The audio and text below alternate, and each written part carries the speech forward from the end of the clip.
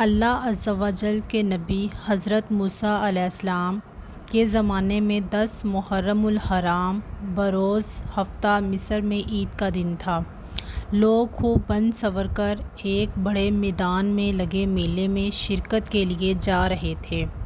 اس میلے میں فرعون کے 70,000 ماہر جادوگروں کا حضرت موسیٰ علیہ السلام سے مقابلہ تھا۔ وقت مقررہ پر یہ تمام جادوگر 300 اونٹوں پر مختلف رسیاں اور لکڑیاں لاد کر میدان میں آ گئے، جبکہ حضرت موسیٰ علیہ السلام ہاتھ میں جنتی لاٹھی لیے موجود تھے۔ جادوگروں نے حضرت موسیٰ علیہ السلام کا ادب کرتے ہوئے عرض کیا، پہلے آپ اپنی لاٹھی زمین پر ڈالیں گے یا ہم اپنا سامان ڈالیں؟ حضرت موسیٰ علیہ السلام نے فرمایا، پہلے تم لوگ اپنا سامان ڈالو۔ چنانچہ جیسے ہی انہوں نے اپنی رسیاں اور لکڑیاں زمین پر ڈالیں تو پورا میدان بڑے بڑے سانپوں سے بھرا ہوا نظر آنے لگا۔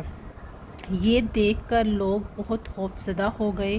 اتنے میں حضرت موسیٰ علیہ السلام نے اپنے ہاتھ میں موجود جنتی لاٹھی زمین پر ڈالی تو وہ ایک دم اژدہا بن گئی اور میدان میں بظاہر اژدہے نظر آنے والی تمام رسیاں اور لکڑیاں نگل گئیں۔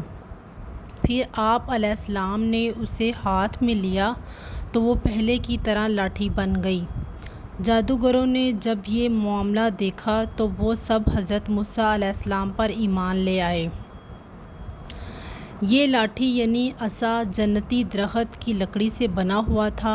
اسے حضرت آدم علیہ السلام جنت سے لائے تھے اور مختلف نبیوں سے ہوتا ہوا حضرت موسیٰ علیہ السلام تک پہنچا تھا۔ جنتی لاٹھی کی چند خصوصیات: یہ لاٹھی یعنی عصا 10 گز لمبا تھا۔ اس کی 2 شاخیں تھیں جو اندھیرے میں روشنی دیتی تھیں۔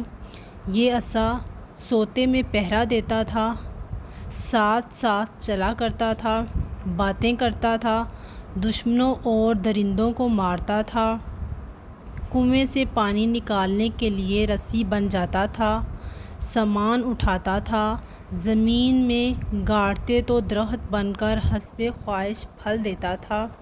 نیز حضرت موسیٰ علیہ السلام کے کثیر معجزات اسی عصا کی برکت سے ظاہر ہوئے۔